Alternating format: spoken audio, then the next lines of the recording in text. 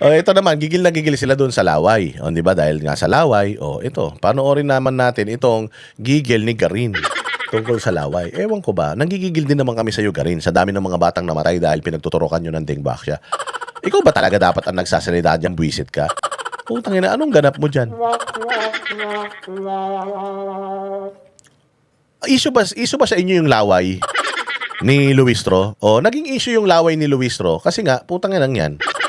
Napakayabang mo. Napakadami mong sinasabi. Putyang ina, kung makapang-usig kayo, walang laman lahat ng mga sinasabi nyo. Yung mga sinasabi ninyo, alam naman na ng taong bayan yan. 2 years ago, 3 years ago. Paulit-ulit nyo pa rin sinasabi. So, sobrang hindi na interesado yung mga tao sa inyo. Kaya lahat na lang, pati yung mga bukbok nyo sa mukha, mga kulangot ninyo, na mga matitigas, at mga laway ninyo na bumubula, napapansin na ng taong bayan. Bakit yun na napapansin ng taong bayan? It's because wala na kaming pakialam sa mga pinagsasasabi ninyo. Yung mga statement ninyo tungkol kay Inday Sara, yung mga fake statement ninyo tungkol sa ganito, sa ganyan, yung mga magsasaka, yung mga ngingisnap, tangina nyo, magnanakaw kayo eh.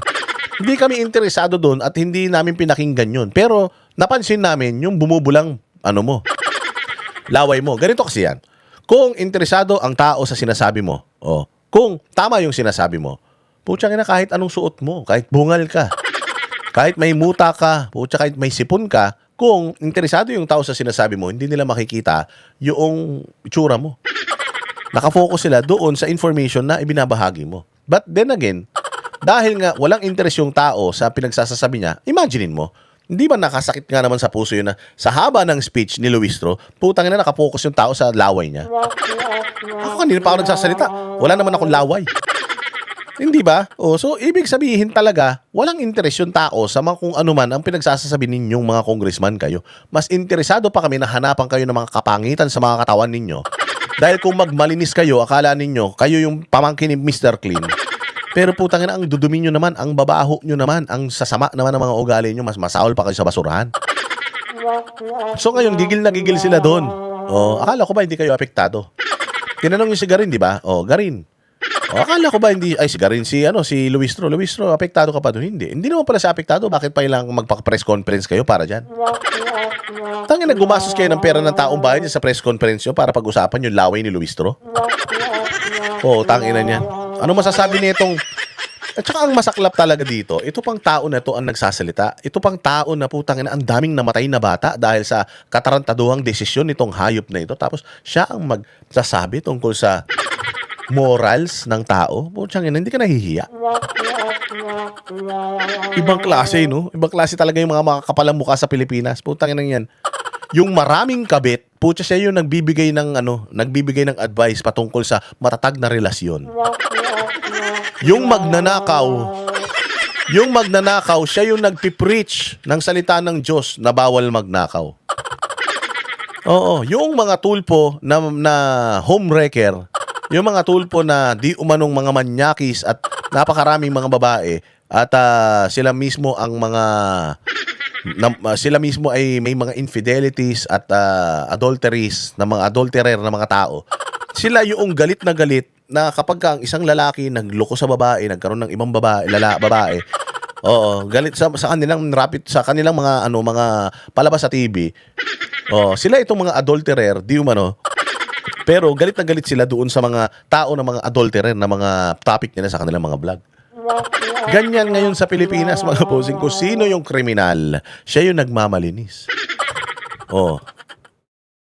Ano masasabi ni Garin? Sige na nga. Bakit ba tayo pumupunta sa ganung kababa ng discourse? Bakit daw tayo pumupunta sa ganung kababa na diskurso? Kasi nga, wala nang interes yung tao doon sa sinasabi noong tao na nagsasalita. Kaya naghahanap na lang yung tao ng relevance at nakakita sila ng relevance.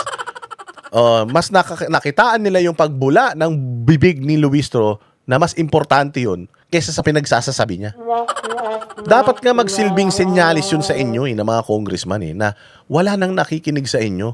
Pati tingnan nyo, nakikita na. Imagine, ilang oras, 17 minutes, 18 minutes yung speech na yan ni Luistro. Ang tumatak sa kanila, laway niya. Tapos nagagalit kayo. Ano magagawa nyo? Sabihan nyo nga kasi si Luistro na putangina, wag na kasing daldal ng daldal, magsipilyo naman minsan, wag kasing nagkikendi ng Tide Bar. Baka nagkikendi ng Tide Bar yan kaya bumubula yung bibig niyan. Sa pagsabihan nyo kasi, ang dami-dami nyo ng pera, hindi nyo ayusin yung mga buhay ninyo eh. Hindi nyo ayusin yung mga sarili ninyo, yung papangit ninyo eh. Walang tao ang walang laway. Wala naman nagsasabing walang laway ang mga tao eh. Pero sigurado kami, wala kaming bumubula at mabantot na laway sa gilid ng mga nguso namin habang nagsisinungaling kami sa taong bayan. Walang ganon. Hindi mo naman na kailangan ipaliwanag yan eh. Hindi naman kami kasing bobo ninyo eh. Alam naman namin lahat ng tao may laway. Hindi nga lang lahat ng tao panisang laway katulad ni Luistro. Kasalanan pa ba namin yun? Unang-una sa lahat, kung marunong ng proper hygiene yung babae na yan at marunong magpunas ng laway at conscious siya, alam naman niya na para siyang aso, pinagli siya sa pitbull, na naglalaway siya, di sana may nahawak na siyang panyo. Pati yung kasalanan na yun, sa napansin namin eh. Magagawa namin, matagagalit kayo, pati ba naman yung laway? Pagpansin ng laway, napipikon kayo, sobra namang malambot ang mga puso ninyo. Saliva is part of a normal person. At kapag medyo nadidehydrate ka, or ikaw ay umiinom ng maintenance medications, kaakibat nito ay talagang medyo nagkakaroon ng dryness. At kasama dyan yung saliva. Ano ngayon ang gusto natin mangyari? Ano pa? Normal ba ito? Yes. Normal naman pala. Ano kinakagalit mo? Normal naman pala. O yung pagbula ng bibig ni Luistro, normal man pala. Anong kinaiinis mo? Anong issue natin, te? Anong gagawin natin, te? So, why focus on that? May nakita pa nga ako, I believe kaibigan ko rin ito at parang tila spokesperson nga nung defense panel. I'm not sure kung ano yung, if the spokesperson siya. Pero, nagulat ako nung sabihin niya, physiologically, medically, scientifically, ang laway daw at ang sipon ay simbolo ng mga taong nagsisinungaling. Katulad yun, yung pagtulo ng sipon ni Bongbong, anong simbolo no? Simbolo yun ng di umanong paggamit niya ng droga.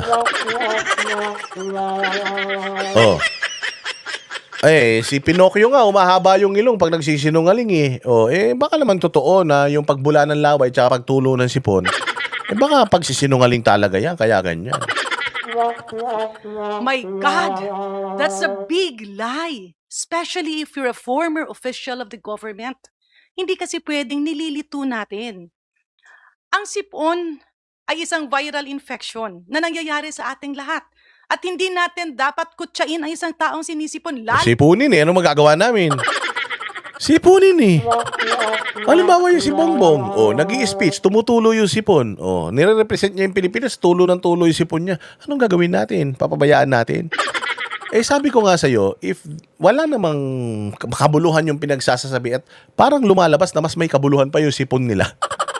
Matakot na kayo. Ibig sabihin, wala talaga kayong argumento.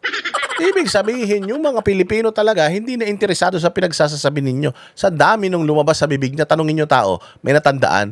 Wala. Tanongin nyo yung tao, doon sa buong speech, ano yung naalala nila? Laway. Laway, yung bumubula na laway. Na-distract sila nung laway. Kung napakaganda nung sinasabi ni Luistro, kahit may tae pa na lumabas sa sipon niya, sa butas ng ilong niya, lumuha siya ng munggo, tangina, hindi yan papansinin ng tao. But the fact na nakafocus yung tao doon sa mga kapangitan nila, wala. Ibig sabihin, wala talaga kwenta yung pinagsasasabi nila. So, masisisi nyo kami dyan? Lalo na kapag siya'y nagtatrabaho.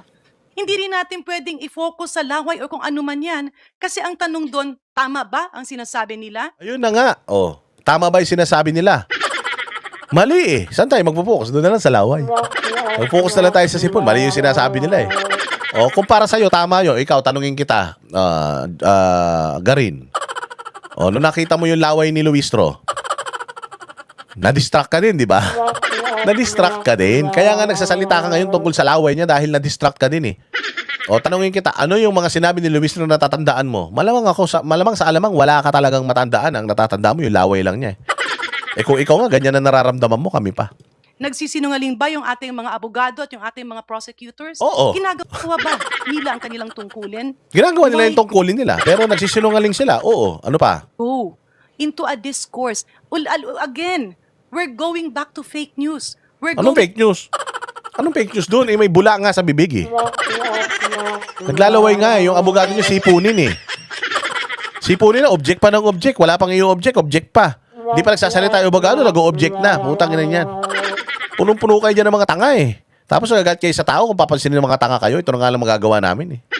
Going back dun sa paglilihis. We're going back dun sa mga attitude. Mga kaugaliang hindi maganda, pero tila Ikaw na malinis. Ang inang yan. Ikaw nga, ang dami namatay na bata dahil sa dingback siya mong gaga ka eh. Ano yan? Malinis yan? Maayos yan? Actually, pag nakikita ka nga namin, ang nakikita namin yung mga namatay na bata nung panahon mo eh. Oo. Sa mga sinasabi mo, meron ba kaming naiintindihan? Wala. Nakikita lang namin na ito yung pumatay ng mga bata. Di umano. O, yung pumatay ng mga dingback siya. O, nagturok ng mga dingback siya sa mga bata na kinasawi ng mga bata. O, minumura to ng mga magulang eh. Yung mga bata na yan. Matakin mo siya mismo, nandiyan dyan sa nagsasalita. Kapal ng muka. na build up nung nakarang administrasyon na dapat ngayon ay i-correct natin. So, pag-usapan natin. Ayun na pati yung laway ni Luistro, nakaraang administrasyon na naman.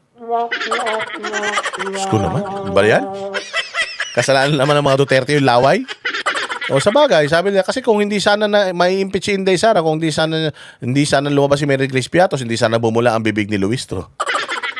O, tangin ang buhay ito.